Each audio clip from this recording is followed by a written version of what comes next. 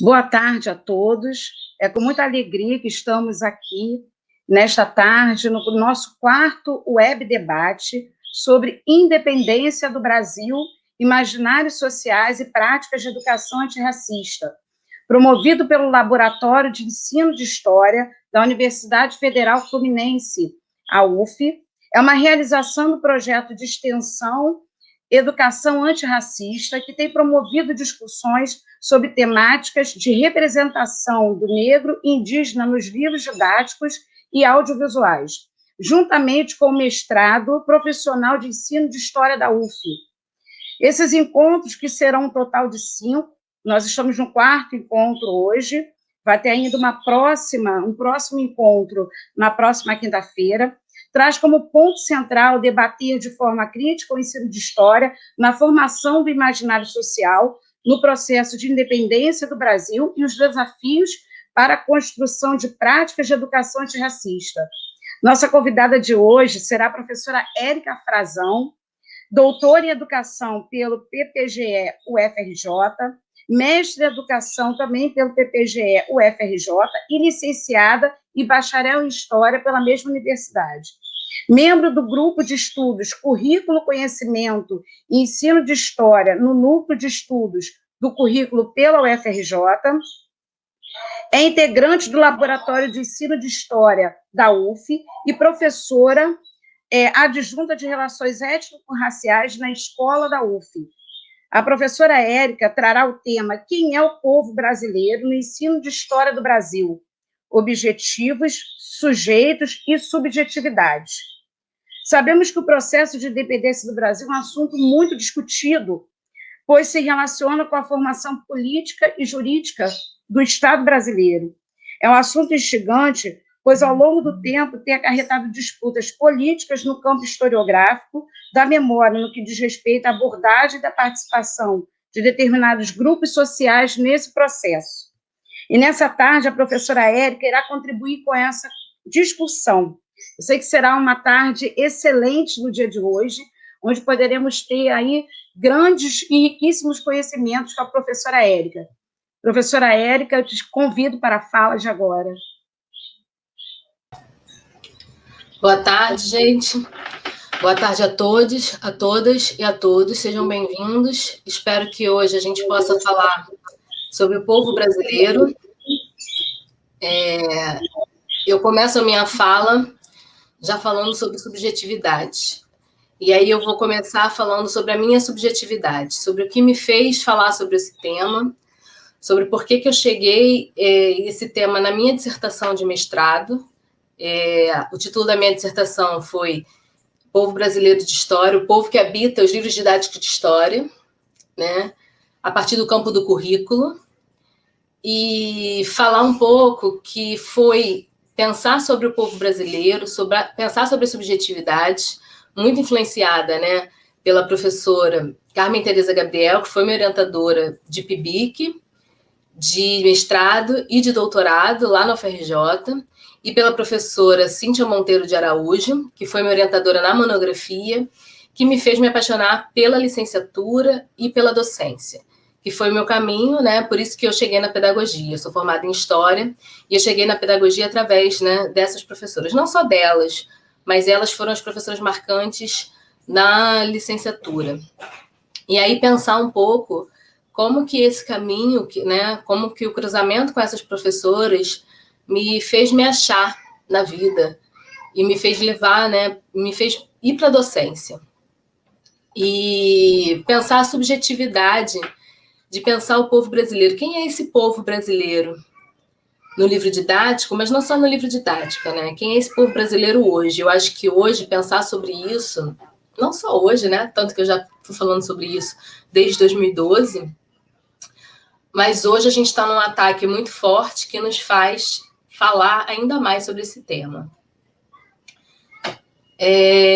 Ao entrar na universidade, em 2006, eu estava conversando isso com uma das minhas orientandas essa semana, eu era uma das poucas negras na minha turma de graduação, na UFRJ.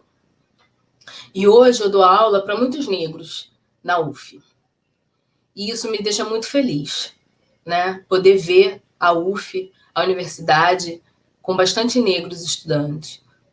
E quando eu cheguei, né, na licenciatura, foi que eu realmente fui estudar sobre o currículo e pensar quem é esse povo brasileiro nos currículos. Até então, na graduação, eu não estudava sobre isso, né? A gente tinha as disciplinas obrigatórias, mas era um currículo muito eurocêntrico. E falar sobre isso é importante hoje. Ainda temos um currículo muito eurocêntrico na universidade, é importante afirmar isso. É importante falar sobre isso. A gente precisa entender que a lei de 2003 precisa ser efetivada na prática. Não pode ser só uma ou duas disciplinas que falem sobre o negro, ou que falem sobre os indígenas. E pensar, né, não é só a representatividade. Representatividade é muito importante, eu sempre falo isso com os meus alunos. Quando eu falo não é só a representatividade, eu não estou diminuindo a representatividade. Mas pensar esse currículo para além da representatividade é pensar quem é esse povo brasileiro. Então, quando eu cheguei, né, em 2010, na prática de ensino, que é a disciplina da licenciatura, né, na UFRJ, hoje mudou o currículo, tá? Eu estou falando aqui da minha história. Mas pensar lá em 2010, a prática de ensino, e quando eu chego, né, com a Cíntia, e aí eu penso já em outra subjetividade, né, esse cruzamento com a Cíntia foi muito interessante, porque por diversos motivos eu estava conversando com um colega, falando do meu tema de monografia, que era Educação e Direitos Humanos, que era uma coisa que eu já queria pesquisar, mas eu estava numa área de relações internacionais, e a Cíntia ouviu a minha conversa e falou, eu estudo isso. E eu estudo isso pelo campo da educação. E eu ouvi aquilo e falei, eu quero estudar pelo campo da educação. E naquele momento a gente se aproximou e a minha vida mudou. E eu comecei a ler tudo que ela mandava, me apresentei, né? Ela me apresentou a Vera Candor, e eu comecei a ler sobre o campo da educação, sobre educação e direitos humanos, e eu descobri um mundo que até então eu não conhecia. Eu venho da Ilha do Governador, aqui na Zona Norte. Eu tive um ensino em escola particular, mas não era uma escola de particular de elite, isso é importante afirmar, né? Porque eu não tenho esse chamado capital cultural que a gente diz, né? Que tem acesso a toda essa discussão sobre a negritude, eu não tive isso na minha infância. E eu comecei a discutir isso na universidade, entender sobre isso na universidade, entender sobre isso na prática de ensino. Então, eu quero afirmar... Por que eu estou afirmando tudo isso, né? Porque eu quero valorizar aqui o ensino de história. Valorizar aqui esse campo, né? Esse lugar de fronteira, como diz Ana Maria Monteiro. Esse lugar que pensa o currículo de história, o conteúdo, né, disciplinar de história, mas que pensa também a escola, que pensa também esse povo brasileiro. E aí eu já trago um pouco, né, para a discussão teórica que eu faço, que é quem é povo, né? E aí eu trabalho com Laclau, que é um cientista político argentino, que vai falar, né, sobre essa perspectiva de povo em identidade nacional, que aí tem uma perspectiva que abarca toda a discussão de nacionalidade, seriam todos aqueles que habitam, né, a nação, que tem aí a cidadania. E tem uma perspectiva de PEBL, que seriam aqueles, né, que são marginalizados, que seriam aqueles excluídos. Porque a gente fala muito em povo. Quem é povo, né? O que é o povo? E aí ontem perguntando, já para os meus alunos, que a gente faz uma discussão também de democracia racial, e quem é o povo? E aí alguns falaram para mim assim, eu sou o povo. Porque povo não é todo mundo que está naquele país. A gente tem essas duas concepções de povo, né?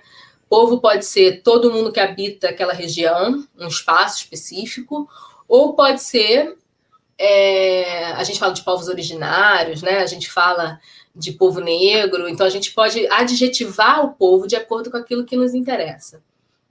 Ou pode ser o povo nacional, identidade nacional, o povo brasileiro. Quando a gente fala de povo brasileiro especificamente, quem é que a gente está falando? A gente está falando de nação.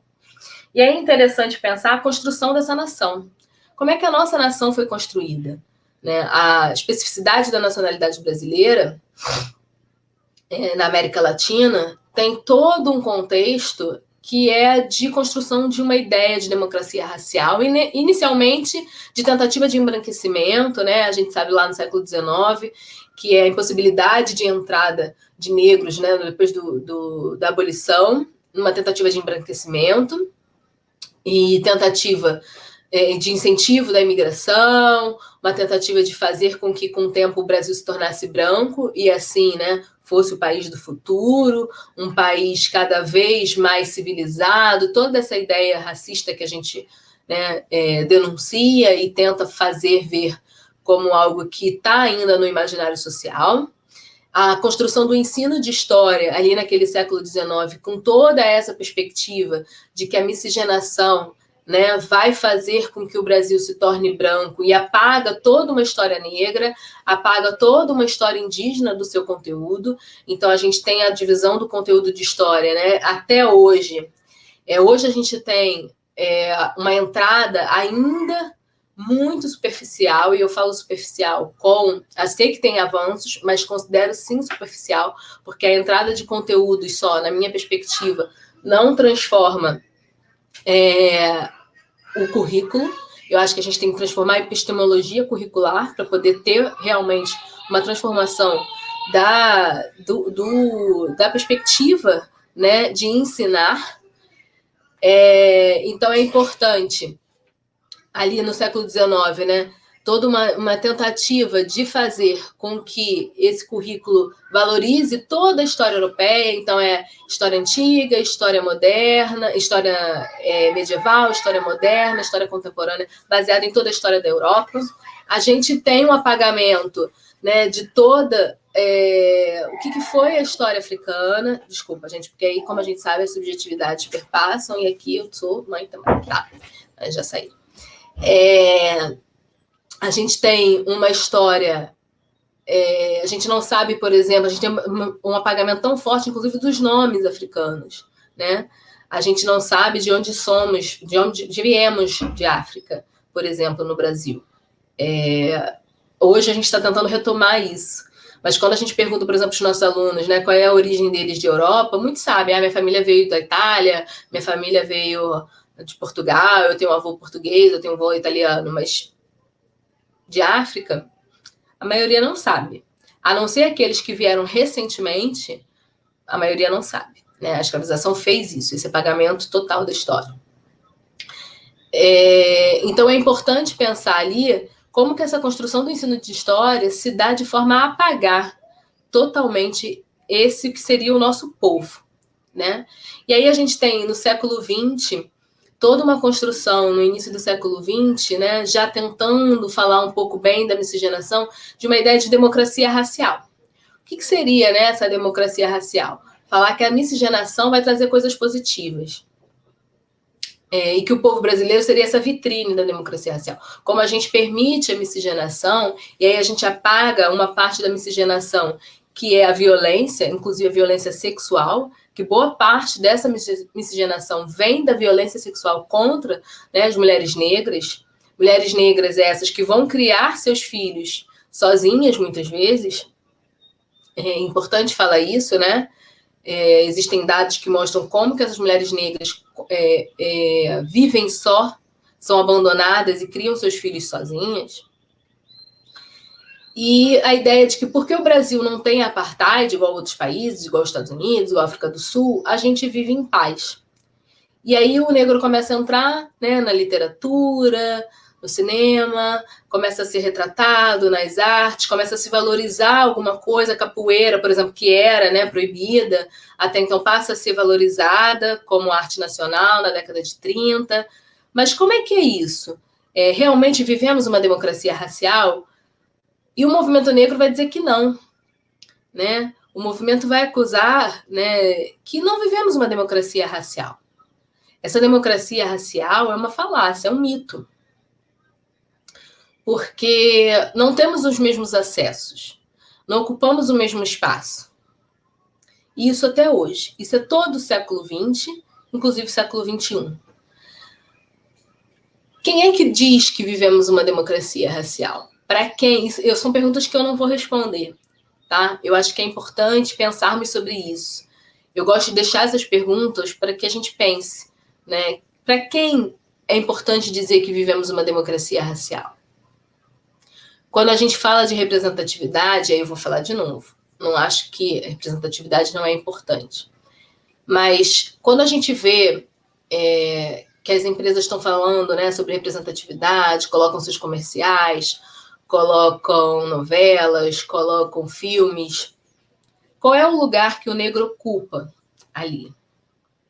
O indígena ocupa ali? Qual é o lugar de poder que esses grupos ocupam hoje na sociedade? Quando a gente fala de poder, né, o que seria lugar de poder? Quem toma decisões no país? Eles ocupam esse espaço hoje, século XXI, 2021. E aí vou falar, né, mais recentemente, quando a gente fala de pandemia, quem é que continua morrendo? Quando a gente pensa em toda a história do Brasil, né, guerras, todas as pandemias, todas as epidemias, todas as mortes violentas, e aí a gente vai falar de polícia, a gente vai falar de doenças, a gente vai falar de mortes maternas, de gravidez, a gente vai falar de viroses, todas elas, qualquer coisa que a gente pense, todas as mortes. Quem é que morre mais? Por que morre mais? Quando a gente vai falar de disputa de terra, né, no Brasil, quem é que morre mais? Quem é que ocupa mais as prisões brasileiras? Por que ocupa mais? Por que que o racismo estrutural, que a gente chama de estrutural, se perpetua? Foi só porque os negros não receberam terras lá no final da escravização? Foi só porque os indígenas continuam lutando por suas terras, né, até hoje? Ou existe algo mais? Por que que o racismo se reinventa? Porque a gente precisa pensar sobre isso, né? Ele se reinventa. Se a gente está falando de representatividade, por que que a representatividade não é suficiente? E aí a gente pensa, quem é o povo brasileiro? É só uma discussão financeira, de classe social? Não estou, de novo, dizendo que classe não é importante. Acredito na interseção dessas coisas. Mas quem é que pensa sobre isso, né? Como é que isso se dá nesse mundo capitalista? E aí eu vou trazer para vocês os autores decoloniais, que eu acho que é pensar a nossa história, pensar a história do Brasil, e assim como da América Latina e do mundo. Porque eu acho que não é só pensar a história desses povos, mas pensar a história do mundo, a construção do mundo moderno, né, do mundo contemporâneo, a partir de uma perspectiva da escravização, da colonização. O mundo colonial, e aí a gente fala de colonialidade, ele não terminou. Essa lógica de reinvenção da colonialidade, ela permanece, de colocar cada um no seu lugar. E eu acho importante a gente pensar em povo, sim, como o Pepe, que é excluído do poder. E ele continua sendo excluído do poder. E a gente pensar isso faz com que a gente pense o que é educar nesse mundo. O que é ensinar nesse mundo. O que é abrir num livro didático um box para esses grupos. E a gente dizer que a gente está fazendo alguma coisa. O que é colocar só o 20 de novembro, com toda a importância que tem o 20 de novembro, e eu comemoro o 20 de novembro, e acho que o movimento negro teve, sim, toda uma luta pelo 20 de novembro, que é válida, tá? Mas não pode ser só o 20 de novembro. Não pode só no 20 de novembro a gente trazer essa discussão. E aqui eu estou falando, né, sobre negritude, sobre povos originários. E aí eu acho muito interessante também pensar nacionalidade, mas pensar também cidadania. Os povos originários, os povos indígenas, né, cada grupo tem uma definição de como gosta de ser chamado, nem todos querem fazer parte da discussão de povo brasileiro.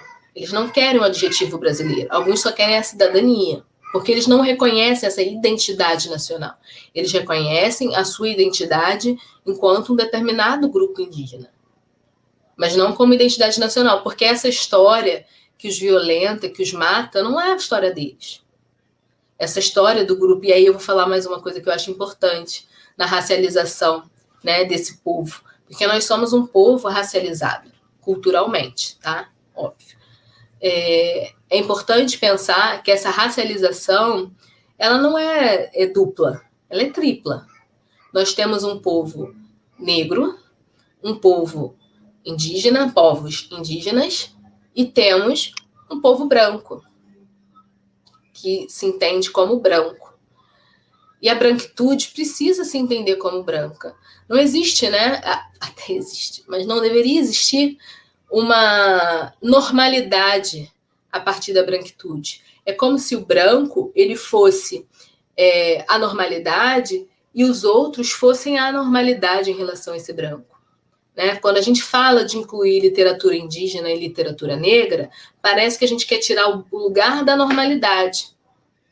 Mas quem é a maioria do povo? Por que esse é a normalidade? Por que o poder está com isso? E a gente não quer tirar o espaço desse, né? A gente só quer dizer que esses também têm espaço nesse povo brasileiro. Ou nessa cidadania. Ou nessa representatividade. Ou nesse poder. E aí eu acho que a Chimamanda fala muito bem sobre isso. É o poder. Nós queremos poder. Poder tudo. Poder político e poder existir. Nós não temos o poder de existir. E aqui eu estou falando sobre raça. Mas quando a gente pensa em poder, em povo, não é só questão de raça. Existe a questão de gênero, né? Que hoje também é muito atacada. Podemos existir enquanto gênero? E a questão da sexualidade. Podemos existir enquanto sexualidades múltiplas e diversas? Quando eu comecei a minha pesquisa de mestrado, eu queria entender o povo brasileiro em suas multiplicidades. E aí eu falava para a minha orientadora, eu quero entender tudo. Quem é esse povo?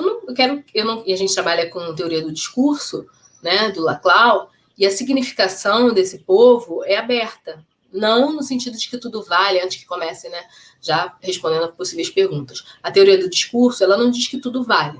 Ela diz que como significamos esse mundo, né, a teoria da linguística, da linguagem, diz que como significamos esse mundo é a partir de uma perspectiva de poder, de uma perspectiva, né, da subjetividade e de como nós nos colocamos nesse mundo.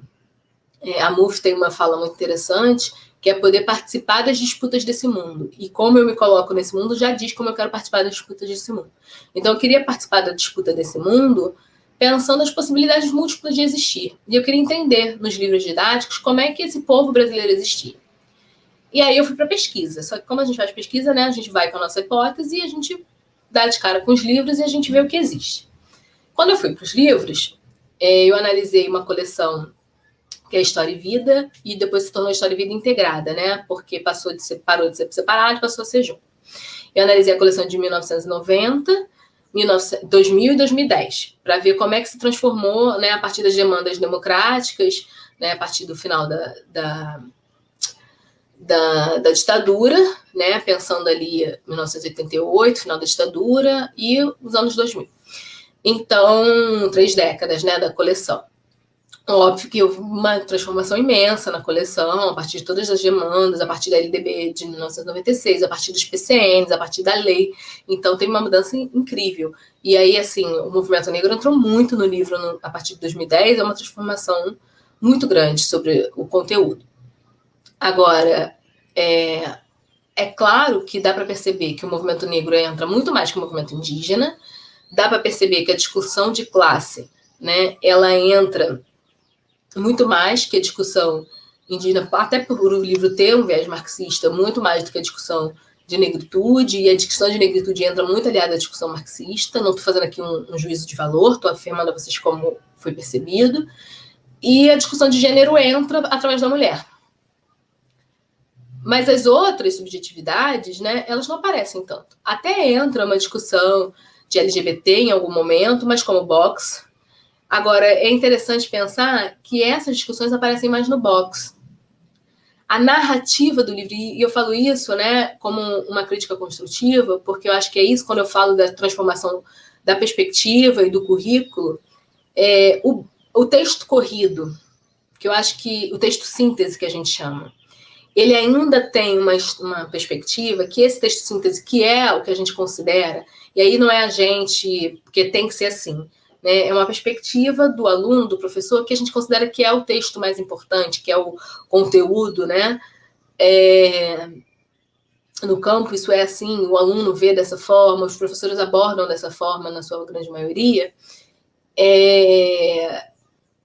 Ele ainda tem uma perspectiva muito das transformações políticas, assume o presidente tal, depois o presidente tal, depois o presidente tal. E ali ficam os homens brancos, muito claramente, né? Que é quem está no poder. E esse povo, ele vai entrando ali pelos boxes, pelos exercícios, pelos extras, né? Que eu acho interessante, de alguma forma, dependendo da forma como o professor aborda. Mas o texto síntese desse povo é do poder que, né, é branco, é o homem branco.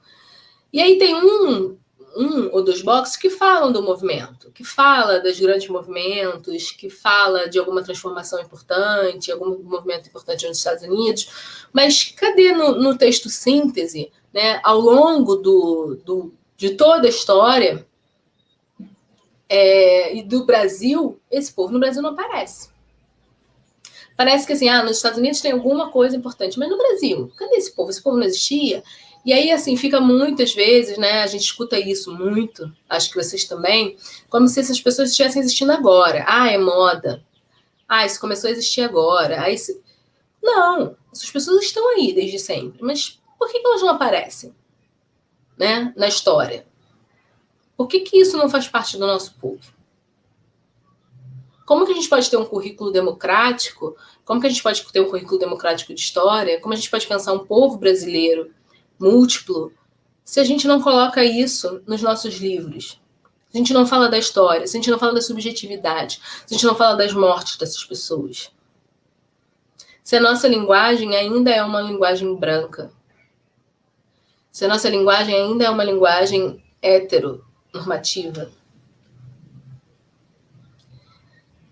Pensar, então, para mim, povo brasileiro, é pensar essa multiplicidade. É entender as transformações todas que a gente precisa fazer. É pensar a relação que esses outros povos, esses outros grupos têm com a natureza. É pensar religião. É pensar as possibilidades de se relacionar. É pensar, como o Nogueira fala, amor. É pensar afeto, né? É pensar uma racionalidade que não seja só razão, mas que seja razão e emoção e, por isso, afeto. É pensar filosofia africana, que foi apagada. É pensar música. É pensar literatura. E não apagar a literatura, porque aí entra, né? A gente vai em África, a gente escuta as histórias, e isso, né? Eu ouvi de Juliana Correia, Baobazinho, e acho que fala de forma fantástica.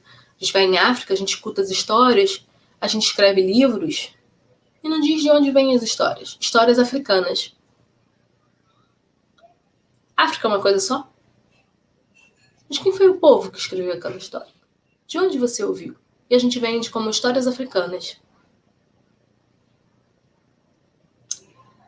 Então, assim, a gente precisa repensar a nossa história, reescrever a nossa história, reescrever quem é esse povo brasileiro.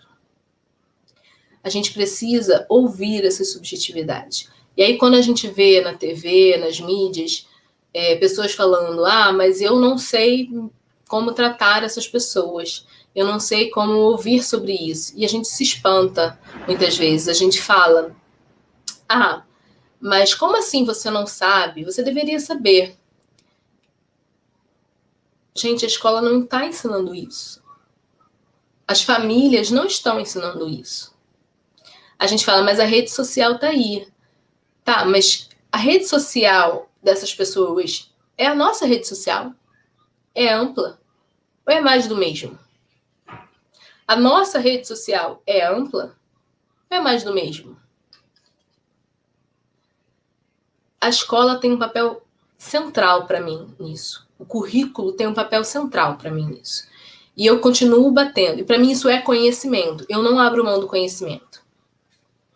Conhecimento, para mim, científico. Eu sempre falei, né, defendi conhecimento científico, tá?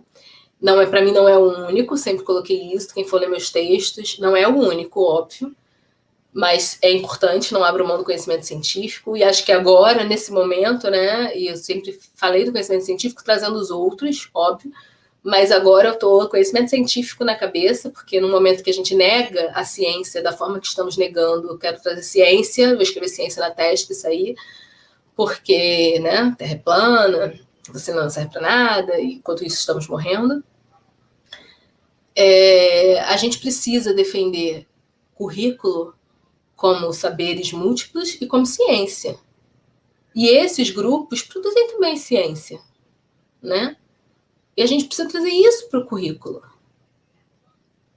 Eu acho fantástico, eu sempre falo isso nas minhas turmas de relações étnico-raciais, eles começam achando que eles vão fazer só projetos afirmativos.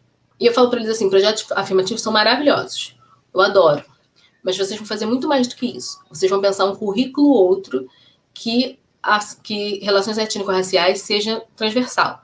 E relações étnico-raciais pensado com relação de gênero, com sexualidade. E eles, no início, no primeiro dia de aula, eles ficam apavorados. Eles ficam, como é que a gente vai fazer isso? Como é que a gente vai pensar conhecimentos que estão no currículo de outra forma? A gente não vai conseguir fazer isso. E no final do período, eles sempre conseguem. E eles acham coisas, né? Porque eu sou da história. Eu não sou da matemática, eu não sou do cinema, e eu tenho alunos do cinema, da matemática, da química. E eles trazem coisas fantásticas. E eu aprendo muito com eles. Porque eles trazem conhecimentos de química que pensam a partir de uma outra lógica. Eles vão pesquisar e eles acham. Eles pensam a química de uma outra lógica, eles pensam matemática de uma outra lógica, eles pensam cinema de uma outra lógica. E eles acham coisas maravilhosas. E é isso que eu acho que é pensar esse mundo de uma outra forma. É isso que é pensar o povo brasileiro. E esse povo tem que ser pensado a partir de uma perspectiva, de uma epistemologia outra. Eu não estou dizendo aqui, né, e aí eu acho que sempre aparece essa pergunta, que a gente tem que esquecer todo o conhecimento trazido por Europa. Não estou falando isso. Eu não quero substituir o que... Né? Eu acho, sim, que nós somos um país que tem miscigenação, óbvio. Mas para a gente apagar a Europa, seria... Né? A Europa está em tudo que a gente faz. A branquitude está em tudo que a gente faz. A branquitude está no poder. Quando a gente valoriza Zumbi, quando a gente valoriza nossos heróis, gente, a gente valoriza heróis brancos o tempo inteiro. A gente valoriza, né, pessoas brancas o tempo inteiro. É como a De Júnior falou essa semana, pessoas brancas, ou os algoritmos das redes sociais favorecem pessoas brancas o tempo inteiro. É impossível, praticamente hoje, a gente não valorizar pessoas brancas. Tá? Então, assim, quando a gente valoriza os nossos, é porque é muito difícil chegar lá. Quantos professores negros existem nas universidades hoje? Quantos professores indígenas existem na universidade hoje? Eu canso de ter aluno falando para mim, você é a primeira professora negra que eu tenho na universidade. Eu canso de ter alunos falando para mim. Tem alunos que estão no último período de pedagogia. Quantos professores estiveram na universidade? Quantos foram brancos? Gente, é isso que eu tô falando. Quem é esse povo? Onde está esse povo? Que espaço é esse? E aí eu volto para minha subjetividade. Quando eu cheguei no GCE, que é o grupo da professora Carmen, quando eu cheguei com a Cíntia e elas me falaram sobre isso, sobre essa perspectiva, sobre estudar, né? O projeto da Carmen era verdade, diferença e hegemonia no currículo de história. Uma abordagem em diferentes contextos. Memórias fixadas e disputadas nos currículos de história do ensino médio. Eu me senti existente na universidade. Eu me tornei negra na universidade. Não que eu não fosse negra, eu sempre fui negra em todos os lugares. Na minha família, na escola, eu sempre fui negra. Eu sempre fui a negra da escola, né? Da sala, da turma, da universidade, do grupo. Sempre fui a negra. Né? Sempre tive amigos brancos, porque por uns espaços que eu frequentava, de escola particular. Então eu sempre fui a negra, mas eu me tornei negra ali. Eu me senti capaz de existir.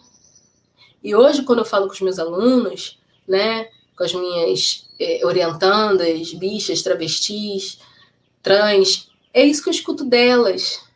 Elas se sentem possíveis de existir. E isso me faz feliz.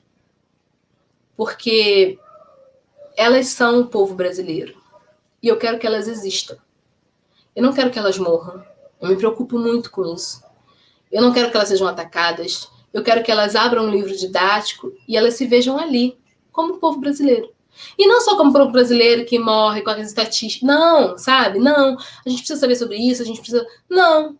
Mas como a que inventou alguma coisa, como que a escreveu a literatura tal, como que a criou um creme de cabelo tal, como que tem um livro didático tal.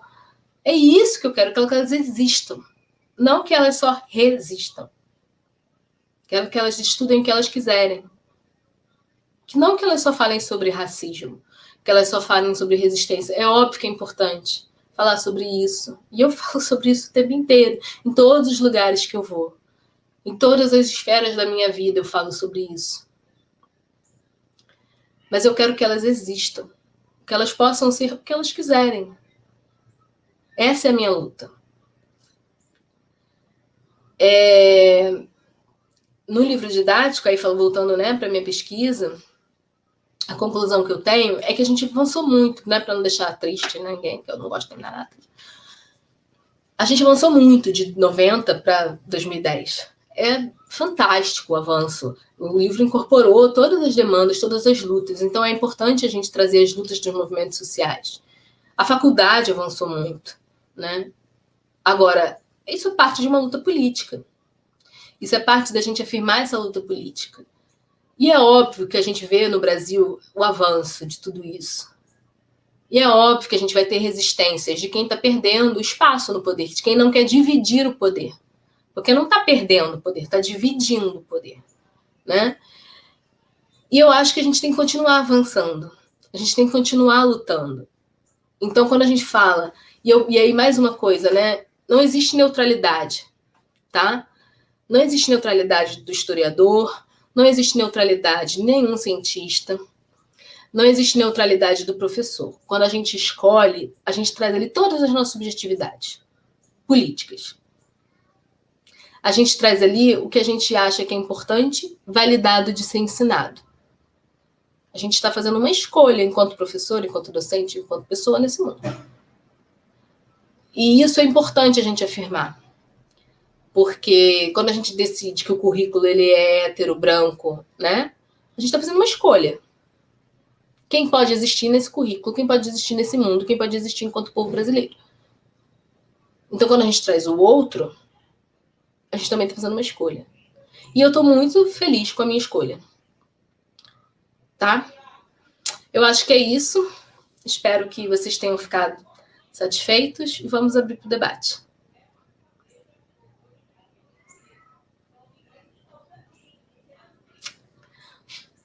Abrir aqui o microfone. Maravilhoso o debate, né, que a professora Érica trouxe. Enquanto ela estava falando, eu fiquei aqui viajando em várias indagações, em várias lembranças, né? E me veio muito aqui pensar que temos que romper, né, Érica, com essa verticalização da história, né? Temos que buscar outros saberes. Né? Você fala aqui da escola, e realmente a escola é uma aliada fundamental para essa desconstrução de uma forma única de conhecimento, que vem atravessando, né, o nosso conhecimento ao longo desse tempo todo. Né? Então, a gente tem que buscar, você fala aqui dessa linguagem branca, né, que está impregnado no conhecimento, na escola.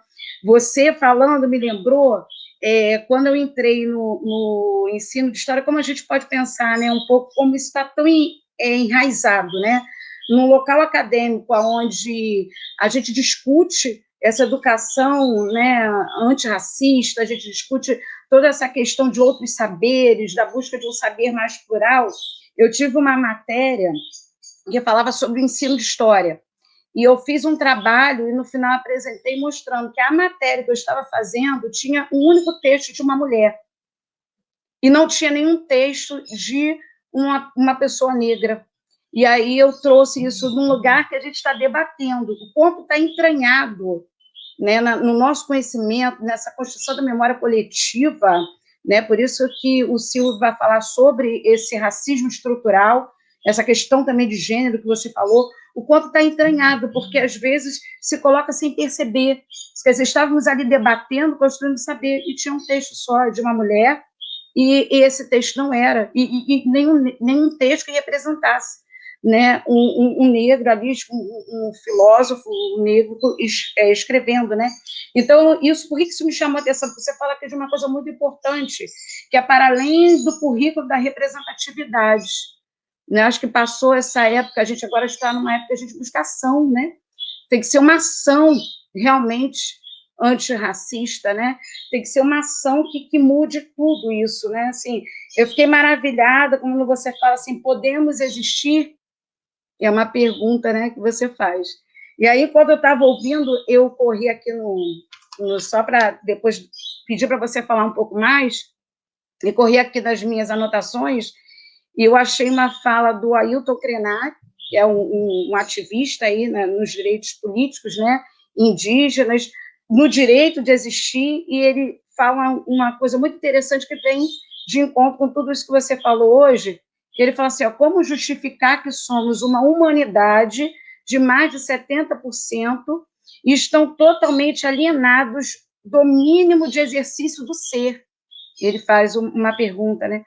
A modernização jogou essa gente do campo e da floresta para viver em favelas e em periferias, para virar mão de obra em centros urbanos.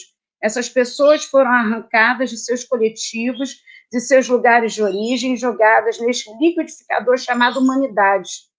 Se as pessoas não tiverem vínculo profundo com suas memórias ancestrais, com as referências que dão sustentação a uma identidade, vão ficar loucos nesse mundo maluco que compartilhamos. Eu achei isso assim muito interessante, né, a ver com sua fala, quando você questiona, né, podemos existir? Porque quando esse ensino, né, esse ensino tradicional, essa única forma de conhecimento rouba o direito de grupos sociais de existir, isso é muito sério, né? Porque, ao mesmo tempo, se eles não existem, rouba o direito deles de fala, rouba o direito deles de reivindicação dentro da sociedade. Então, assim, você trouxe aqui, né, em pouco tempo, coisas muito profundas e que temos que falar sim, que temos que debater, porque isso tem que mudar. E eu gostaria de, como primeira questão, Érica, pedir para você falar um pouco mais sobre sua atuação na escola, né, você, como professora de educação étnico-racial, que você falasse um pouco mais sobre essa prática sua do dia a dia na escola e falasse também um pouco mais sobre o papel da escola, a importância da escola como transformador desse conteúdo eurocêntrico, desse conteúdo racista, né, desse silenciamento de outros saberes. Né? Gostaria que você falasse um pouco mais sobre isso. Então, Jane, eu estava procurando aqui, que eu estava com o Silvio bem aqui, que eu dei aula ontem sobre ele, e aí você falou do Krenak, eu acho que tem uma fala, tem uma fala do Silvio, que ele fala assim, em outras palavras, o racismo só consegue se perpetuar se for capaz de produzir um sistema de ideias que forneça uma explicação racional para a desigualdade racial, mas o que eu queria era isso aqui, constituir sujeitos cujos sentimentos não sejam profundamente abalados diante da discriminação e da violência racial, e que considerem normal e natural que no mundo haja brancos e não brancos. E aí eu acho que isso, e que considerem normal e natural a desumanização, que eu acho que é isso que o Krenak traz. A gente é arrancado, tirado das nossas identidades, tirado das nossas ancestralidades, da nossa relação com a coletividade, colocado nesse liquidificador, e a gente acha normal a desumanização. E quando a gente começa a questionar a desumanização, quando a gente começa a achar isso estranho, aí sim nós somos taxados como loucos. Aí sim você está doente. Aí sim você é estranho para a sociedade. Quando você começa a questionar isso, aí é mimimi, aí tem alguma coisa errada com você. entende? Eu acho que isso é interessante, né, nessa sociedade, porque quando você começa a olhar para a sociedade como algo estranho, incomoda, porque mexe na ferida, porque mexe com o sentimento, e você começa a incomodar quem está ao seu lado. E aí, sobre a minha relação, né? Eu sou professora de Relações Étnico-Raciais na escola, na UF, porque eu sou professora da pedagogia, e eu trabalho com o pessoal com licenciaturas, né? E com pedagogos. Então, assim, a minha relação é com a formação docente desses alunos. E eu penso muito o currículo escolar com eles. Então, assim, sempre passo para eles planos de aula, para pensar essa disciplina na escola. Mas não é bem uma disciplina, porque ela é transversal. Então, eu tento dialogar com todos os meus colegas, né, possíveis na UF, e tento dialogar com eles como eles possam pensar o currículo escolar na sua multiplicidade, porque eu tenho alunos de história, de química, de literatura, de letras, de geografia, de matemática. Tem muitos alunos da matemática, isso é muito legal. Tem sempre muitos alunos da matemática procurando a disciplina de relações étnico-raciais na escola, para pensar o currículo deles, né? E como que eles podem pensar esse currículo para atuar. E aí, pensando como que eles podem transformar a perspectiva do currículo, né, eurocêntrico, de uma história única, a partir de uma perspectiva de relações étnico-raciais. Então, assim, aparecem diversos trabalhos. Da matemática, por exemplo, eles já fizeram um trabalho com etnomatemática, mas já fizeram um trabalho assim, a gente tem que ensinar a multiplicação. Vamos trabalhar com crianças produzindo cocadas, a gente faz a cocada com crianças pequenas, de educação infantil. A gente faz a cocada com eles e, a partir da cocada, a gente explica um pouco a história, né? De quem criou a cocada, de como era, e depois faz a multiplicação com a cocada, sabe? Porque é pensar para além da caixinha. E aí eles trazem essa história. E isso no dia a dia. E não só num evento, ou não só numa semana X. É no dia a dia como é que eles podem inserir relações étnico-raciais na escola. Muito bom. Agora temos aqui a pergunta da Patrícia. Ela pergunta: o que você destacaria como importante para programarmos ações pedagógicas com base nos desafios da educação antirracista? E temos aqui uma pergunta do Rodrigo, professor Rodrigo, que fala: professora Érica, muito obrigado pelas importantes reflexões. Considerando a recente aprovação da BNCC e seu olhar sobre os livros didáticos antes dessa lei, gostaria de ouvi-la, se possível, um pouco mais sobre esse ponto do currículo que você sinalizou como essencial para as formas de garantir uma educação antirracista. Tá.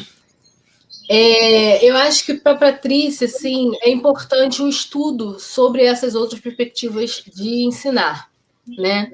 Eu acho que a gente precisa aprender sobre filosofia africana, sobre outras epistemologias, sobre epistemologia de terreiro. A gente precisa ler mais, né, sobre outras perspectivas de história, para poder tentar, sobre outras perspectivas de tempo, de espaço, de relação com o coletivo, de relação com o ambiente, com o meio ambiente, para poder entender um pouco o que seria uma epistemologia outra, né, com a religião, porque não é só você, quando eu falo religião, não é você trocar a religião, né? E aí eu sempre deixo meus alunos sempre se espantam. Eu sou católica, por exemplo, tá? É a gente transformar a nossa forma de ver a religião e ver a religião também como filosofia.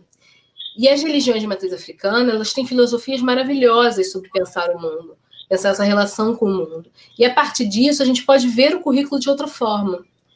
Porque o educar, ele tem muito como a gente vê o mundo, né? Como a gente vê essa relação com o outro, com a criança, por exemplo, com as subjetividades. A Grada Quilomba fala muito sobre isso quando ela fala sobre o silenciar, por exemplo.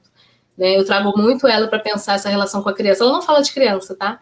Mas eu penso muito que ela fala sobre o silenciar, sobre o subalterno, para pensar a criança, como a gente pensa a criança como um subalterno, como a gente pensa que a gente tem que silenciar a criança, que a gente tem que bater na criança para ela ocupar o espaço X, que ela tem que domesticar o seu corpo nessa sociedade. E não que a gente tem que educar, que a gente tem que dialogar, né? E aí entra o Paulo Freire também, a questão do diálogo. A gente fala tanto de Paulo Freire e a gente esquece tanto do diálogo. Então, eu acho que para a gente programar ações pedagógicas, né, numa ação antirracista, é pensar nessas outras possibilidades. Ler muito sobre isso, né, que é o que eu tento fazer. Ler muito sobre pedagogia de terreiro, ler muito sobre filosofia africana, sobre essa forma ou outra de pensar o mundo. Filosofia indígena, para a gente poder tentar, a partir disso, pensar uma outra educação. E trazer isso para a universidade, né, para a formação de professores, que eu acho que é muito interessante. E aí, a do Rodrigo, né, a BNCC é uma questão muito tensa. Eu estou até com uma orientanda que está trabalhando com a BNCC, e eu acho, assim, né, o que eu tento fazer, Rodrigo, é ir pelas beiradas da BNCC, sabe? A partir daquilo que eles não dizem, dizer aquilo que eu quero dizer, né? A gente trabalha, por exemplo, a discussão do letramento racial, né? O que seria fazer um letramento racial na BNCC? É através daquilo que eles deixam em aberto, trazer toda essa discussão. Você traz a discussão do ensino de história, mais do que acusar o que não tem na BNCC, eu acho muito importante ter, tá, explícito o que deve ser trabalhado, deixar isso claro aqui. Eu acho muito importante, eu acho que as conquistas das leis foram essenciais para o avanço que a gente teve no Brasil. Eu acho que o livro didático, ele muda muito com a lei, ele muda muito a partir do momento que a gente tem uma obrigatoriedade que o livro só vai ser comprado, a gente vive num mundo capitalista, ponto. Ele só vai ser comprado se ele obedecer à lei, e isso vai mudar o livro. Então, eu acho que a gente tem que ter essas disputas políticas. Mas, a partir do momento que a gente não tem isso escrito, e a gente tem uma pretensão de ser antirracista, e eu estou falando de quem tem a pretensão, a gente vai pela beirada. São as sobrevivências que a gente tem no momento que a gente tem, né? Mas a gente tem que lutar para ter isso escrito. São duas ações ao mesmo tempo. Eu acho que é isso que a gente precisa ter, né? Duas ações ao mesmo tempo para tentar burlar o que a gente não tem nesse momento, né, de luta política. Que é a sobrevivência que a gente faz todo o século XX, desde que a gente é escravizado. A gente vai tentando abolição, a gente vai tentando sobreviver, mas a gente vai tentando dar um jeito de sobreviver enquanto não acontece na lei. É um pouco isso. E eu acho, assim, a BNCC, enquanto um currículo único, eu fico pensando também, né? Enquanto o Enem existente para que essas pessoas possam entrar nas universidades, ainda hoje no Brasil, eu acho necessário. Não do jeito que é, tá? Acho que não é necessário, não. Mas eu fico pensando, né? Enquanto um currículo que ainda é branco, se ela fosse para trazer a obrigatoriedade de uma educação antirracista para o Brasil inteiro, seria válida. Mas, do jeito que é, não. Acho que é um pouco isso. Acho que foram essas duas, né, Jane? Isso. Vamos agora para mais um bloco. Uma outra pergunta também do professor Rodrigo. Ele vai perguntar aí como desdobramento dessa questão é possível reconhecer uma tendência de abordagem do povo nas abordagens do ensino de história, nos conteúdos referentes à independência. E a Iomara pergunta como fazer para dar voz a quem não tem voz na atual conjuntura.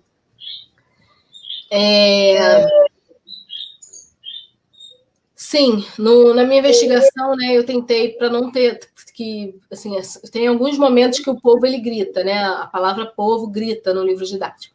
E aí são sempre os momentos o momento da independência, onde ele aparece mais, e tem os momentos de ditaduras, né? Aí eu analisei independência, república e as ditaduras no Brasil. Então, assim, a independência, a gente traz aquela ideia do povo alienado, né? O povo que nada sabia, o povo que está à margem. E isso é muito interessante para a gente pensar justamente esse povo que nunca participa de nada, esse povo de massa de manobra que a gente tem até hoje. Uma ideia de um brasileiro como nunca participa de nada, o povo que vai com qualquer governo, um povo que, sabe, é boiada com qualquer coisa. Eu critico muito isso. E isso é uma crítica minha a muitos partidos de ambos os lados, tá? Isso eu vou deixar muito claro aqui, porque é difícil tocar nesse ponto, né? Mas sim, tá? Porque eu acho que a gente precisa entender que o povo, ele não é massa de manobra, não. Tá? O povo tem, sim, as suas questões, o povo pensa. Né? E quando a gente trata o povo assim, parece que ele é um bloco sem subjetividade, sem dores, sem sofrimento e sem capacidade pensante diante desse mundo que está ali. Né? Então, sem possibilidade de diálogo. E quando a gente faz isso, a gente menospreza muito esse povo. E trazer isso dessa forma tem um intuito muito forte de criar um imaginário social de inferioridade desse povo e de continuar trazendo esse povo ali, à margem, né? Sempre. E isso é muito grave, eu acho, né? Até hoje. Então, eu acho que a gente tem que trazer, sim, esse povo como empoderado na sua história, como capaz de mudar a sua própria história, como diálogo. Eu acredito muito nos coletivos e muito na capacidade de diálogo com esses coletivos com o movimento social. Se você vai estudar a história do movimento negro, a história dos movimentos indígenas, eles estão desde sempre lutando pelo poder. Né? E isso é estudar povo. E aí a independência tem isso, né? Quem é que está contando essa independência? Quem está pensando na independência? Quem está escrevendo esses livros não está falando desse povo, não está falando desses movimentos. Quais independências a gente está falando? Existem vários movimentos de independência. Existem vários movimentos que estão pensando na independência do Brasil, né, em todo o território nacional. Existem vários movimentos de revolta que a gente apaga, que a gente não fala, que a gente fala batido, que a gente fala como mínimo, né? E não é assim. Quem é que está permeando esses movimentos? Quais são os ideais que estão nesse movimento? Isso é muito importante de ser valorizado na nossa história, ao longo de todo o século XX, inclusive. Tá? E a outra é como fazer para dar voz, né? A quem não tem voz na atual conjuntura. E aí, Mara, eu vou falar uma coisa que eu sempre falei, né? Como fazer para dar voz. Também muito tempo falei isso. A gente não dá voz. Essas pessoas têm voz, sim. Né? A gente dá o ouvido. A gente escuta essas pessoas, porque voz elas têm, estão gritando, né? A gente tem que querer escutar. Então, assim, a gente tem que abrir espaço para ouvir, tentar fazer ouvir essas pessoas. E eu acho que uma questão é a conscientização, é abrir espaços de conscientização em vários lugares de poder. As mídias sociais são um espaço, mas não um único. O diálogo com o outro é um espaço. Eu vejo muito, assim, em todos os espaços, né?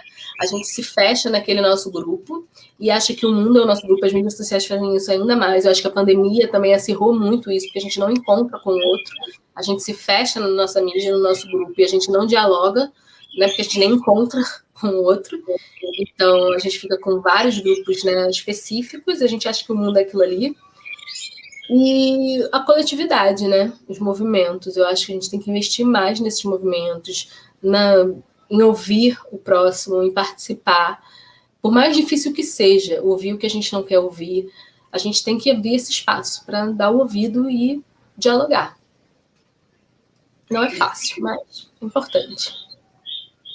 Você fala aqui de uma atitude, né? Você fala de resistir, né? Eu acho que estarmos aqui hoje é um espaço de resistência.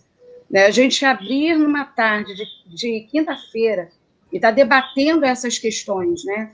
E é isso que você fala, das oportunidades.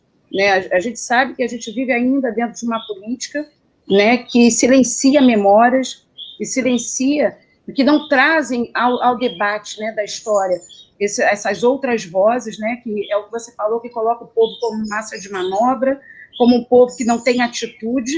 E a gente sabe que na história não é assim. Né, vários movimentos e processos aconteceram devido ao povo, né, ir lá e pressionar pelos seus direitos, né, e estarmos aqui hoje é isso que nós estamos fazendo, nós estamos resistindo dentro dos espaços, né, você falou, dentro das oportunidades que nos dá, a gente está tentando aproveitar e trazer o diálogo, e se mais e mais pessoas fizessem isso, eu acho que nós conseguiríamos, né, transformar, porque é mais do que apontar, é você fazer. A gente tem que parar de apontar os erros, a gente tem que começar agora a ter atitudes de mudança. Né? Eu acho que é isso que a sociedade quer. Eu vou trazer mais duas perguntas para finalizar, uma que é da Dani Dias e outra que é minha.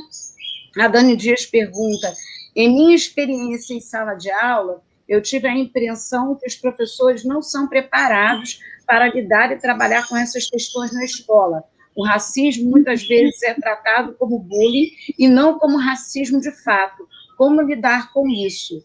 E uma pergunta que eu tenho para te fazer é, a gente vive num momento, né, político conturbado, a gente vive num momento de negacionismo.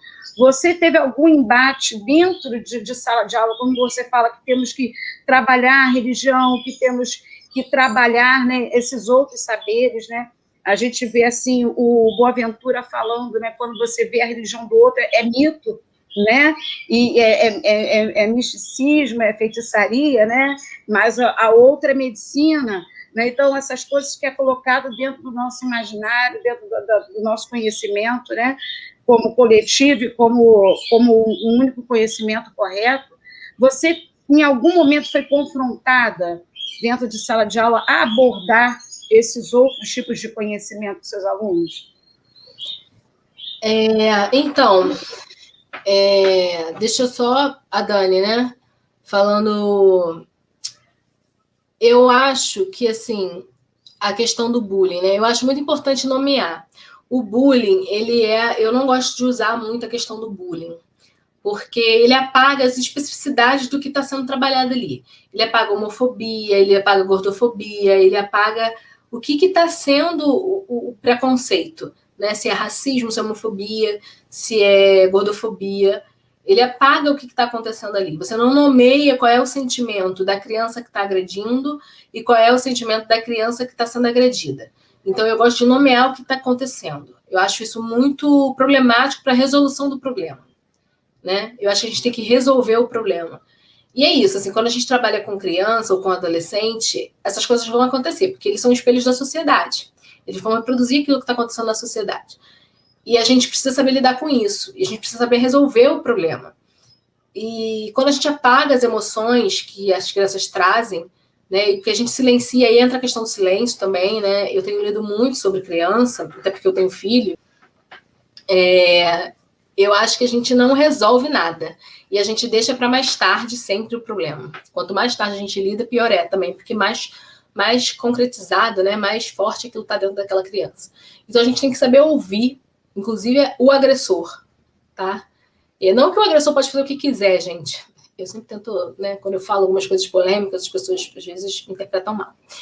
Mas não que ele pode fazer o que quiser. Mas a gente tem que ouvir o agressor para saber o que está passando dentro daquele sentimento dele para a gente tentar mudar. Eu estou pensando aqui como educadora, né? Estou pensando como quem está na sala de aula. Não estou pensando como mãe de aluno, não, porque se meu filho for agredido, aí são outras subjetividades. Mas, como educadora, a gente tem que ouvir o agressor, inclusive, para pensar o que ele está passando, o que ele entende, o que está dentro da cabeça dele, de onde ele tirou aquela agressão, de onde ele tirou que aquela agressão é possível, o que está sendo ensinado a ele, para a gente tentar confrontar e mudar aquela opinião, aquele pensamento, e nomear o que está sendo feito, inclusive se for crime, porque se for racismo, homofobia, ele está cometendo um crime, e explicar para ele isso. Né? Então, eu gosto de trabalhar dessa forma, e trazer o sentimento que está dentro dele. Por que ele acha que aquilo é possível? Por que ele entende que aquilo talvez seja uma brincadeira? Porque na nossa sociedade, essas questões muitas vezes são trabalhadas como brincadeira. Né? Eu estou falando isso porque, né, meu filho tem 5 anos e muitos pais acham que gordofobia, homofobia são brincadeiras. Né? E, porque na minha época não tinha isso, a criança crescia forte e estava tudo bem. Porque eu brinco com meu amigo e isso é ok. Porque... Então, assim, e hoje a gente não permite isso. Então, assim, a gente entende que o outro está sendo afetado, sim, né? Então, a gente tem que trabalhar isso com esses alunos. Explicar, nomear, né? Trabalhar isso com quem está sendo agredido e com quem está agredindo. E tem que nomear. Então, eu acho que não é possível que a gente não nomeie racismo como racismo, gordofobia como gordofobia. E eu não gosto da palavra bullying. Não gosto daquela coisa do bullying, porque fica parecendo isso, parecendo coisa de gente chata que está criando termos. Não. Então, acho que a gente tem que trazer e nomear sempre. E, Jane, a sua pergunta, desculpa, viajei aqui, é sobre... Se você já vivenciou... você já vivenciei. Sala de aula. Então, quando eu trabalhava com crianças, sim, muito fortemente, né? Porque eu acho que isso aparece mais, tanto das crianças quanto dos pais. E aí é isso, é tentar contornar, trazer a lei. Aí a importância muito forte da lei. Que aí você tem um respaldo da lei, você tem que dizer que aquilo é parte do currículo, que aquilo é parte do conteúdo. Explicar que não é de forma alguma trazer a comparação que quando aparece a religião... A religião, ela está no currículo, tá? É aquilo que eu falo da normalização da branquitude. Porque a gente fala, por exemplo, em ensino de história, sobre religião desde o início. Né? Religião grega, religião romana, né? A gente trabalha isso com facilidade, ninguém questiona. Ninguém questiona. A gente fala sobre cristianismo com facilidade, ninguém questiona. Igreja católica, ninguém questiona. A gente fala sobre as reformas, né, da Igreja Católica, ninguém questiona. A gente fala sobre luteranismo, ninguém questiona. Quando a gente vai falar sobre religião de matriz africana, aí pronto. Então eu trago sempre isso para eles. Outra coisa que eu gosto para lidar com isso é apresentar o programa, já dizer de cara o que vai ser trabalhado, por que vai ser trabalhado e como que vai ser trabalhado. Né? Que isso é parte do currículo, que isso é parte do conhecimento. Já deixar claro para pais e alunos e professores por que isso é trabalhado. Entendeu? E enfrentar, e isso vai ser trabalhado, ponto. Não está aberto para diálogo, aí não está aberto para diálogo. Entendeu? Ponto, vai ser trabalhado. E a outra questão, na universidade, isso não aparece tanto como questionamento de currículo, de conhecimento. Aparece enquanto, mas como que eu vou lidar com o meu aluno para não ofender a religião dele? Mas como dúvida de como lidar com isso. Que aí eles estão numa outra posição. Ou como que eu vou... Mas o meu pastor, e sabe, assim, aparece o questionamento deles enquanto a religião deles... Ou quando eu questiono o papel das religiões cristãs no racismo religioso, no racismo estrutural, e aí eles trazem para o pessoal, mas a minha igreja não faz isso, mas o meu pastor não faz isso. E aí eu tento explicar que existe uma diferença entre o micro e o macro. Não é porque o seu pastor tem uma postura de tolerância, ou da palavra de diálogo, de respeito, que as igrejas como um todo têm. Que aí entra a análise social do tema. E eu acho que isso é importante. Eu sempre trago isso para eles. A gente está fazendo aqui a análise do social, da conjuntura, né, do racismo estrutural. Então, não é para trazer só o pessoal. É ótimo que você tenha uma análise pessoal e que você entenda que outras formas são possíveis. Mas a gente está falando do todo. E no todo, isso continua matando. No todo, isso continua tendo terreiros que estão pegando fogo. A gente continua tendo pessoas que não podem usar, né? Você pode entrar com a sua cruz na UF, mas tem gente que não pode entrar, né, com as suas guias. Então, assim, é isso que a gente está falando. É disso que a gente está falando. De crianças que são obrigadas a rezar o Pai Nosso não são daquela religião na escola. É disso que a gente está falando. Então, assim, eu trago isso para eles dessa forma.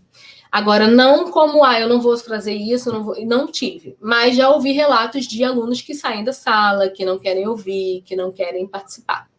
Isso eu já ouvi, mesmo na universidade. Comigo ainda não aconteceu, né? Mas não vai ser que acontece. É muito legal isso que você falou agora, Érica, de você trazer, tirar do pessoal, né?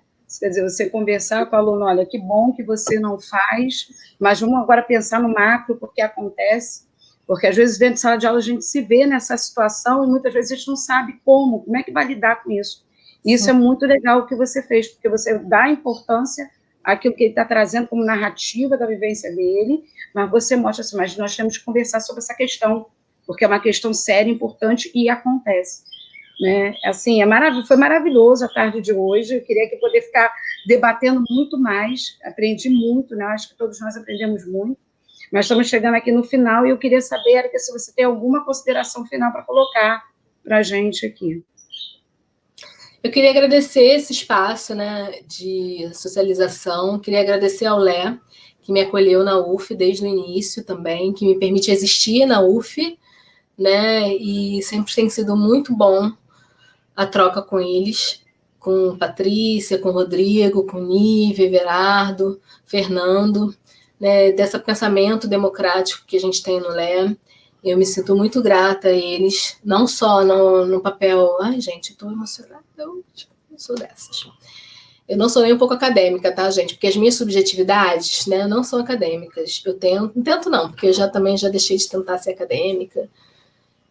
E as minhas subjetividades perpassam aqui a professora, e eu sou muito grata, não só à parte, né, acadêmica, mas à parte pessoal.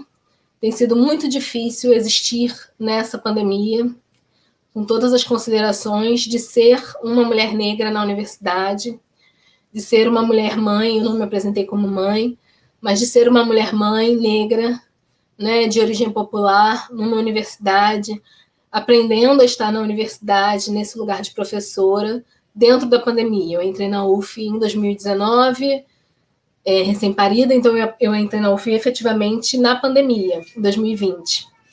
E eu acho que isso é um pouco também da minha fala do que é o povo brasileiro, né? Eu me considero povo brasileiro e acho que a universidade ainda é esse espaço branco, ainda é esse espaço, né, burocrático, onde as subjetividades são apagadas, onde você tem que aprender a lidar com tudo de forma muito objetiva, de forma muito dura, né, fria. E o Lé é esse espaço que me acolhe, que me permite existir e que me permite existir na minha subjetividade. Então, eu sou muito grata a esses professores que me ensinam a existir na UF e a entender esse espaço como meu, né? A entender que eu posso estar aqui, porque eu ouvi, né, dos professores, dos alunos mesmo, né? Mas por que ter cotas, né? Eu nem tenho cotas, mas por que ter cotas para o ensino superior, que agora a UF abriu com cotas finalmente para professor? Por que isso, gente? Porque não tem professores no ensino superior. E sobreviver no ensino superior enquanto docente ainda é difícil. Porque é isso, não é um espaço feito para a gente. Não é um espaço que a gente ainda entende como nosso, que a gente entende que a gente pode existir, porque dar conta dessas múltiplas subjetividades sendo de um outro lugar é difícil. E o Lé me permite ainda tentar existir nesse lugar. E eu acho que é sobre isso, é entender que o povo pode estar nesse lugar. E aí eu deixo para os meus alunos isso, né? Que a gente vai encontrar os nossos coletivos em qualquer lugar que a gente vá. A gente tem que procurar, mas a gente acha. Então eu tenho muito a agradecer ao Lé, Patrícia, Rodrigo, Nívia, Gerardo, Fernando, todo o apoio, Ana Paula, por estar aqui. Obrigada, Jane. Érica, em nome do Laboratório, né, de Ensino de História da UF, né, aqui como mediadora, agradeço a sua participação, foi maravilhoso. Né, sei que vamos sair daqui com várias indagações, mas também com vários exemplos práticos de como levar esse conhecimento ao aluno, né, de como construir com o aluno esse outro tipo de abordagem, né, histórica dentro de sala de aula. Gostaria também de lembrar a todos, né, como foi falado aqui no início, foram 5 debates, né, um total de 5 debates, esse é o nosso quarto debate que estamos trazendo hoje, ainda vai ter mais um, então todos que estão aqui assistindo, né, eu peço que chame para quinta-feira que vem, às 15 horas, vai ser com o Marcelo Abreu, e o tema está aí, né, colocado, comemorar e ensinar história, diversidade e conflito nas políticas de história. Vai ser no dia 15, na próxima quinta-feira, às 15 horas da tarde, né, vamos fazer desse espaço aqui um momento também da gente resistir, né, dentro das nossas possibilidades, da gente buscar uma atitude de mudança, né, Érica, que eu acho que é isso que você trouxe para a gente, né, na sua fala, essa atitude de mudança, com o seu exemplo, né, com aquilo que você trouxe de conhecimento, né, que a gente realmente tem que buscar essa atitude, essa mudança. Muito obrigada a todos e uma boa tarde. Boa tarde, gente.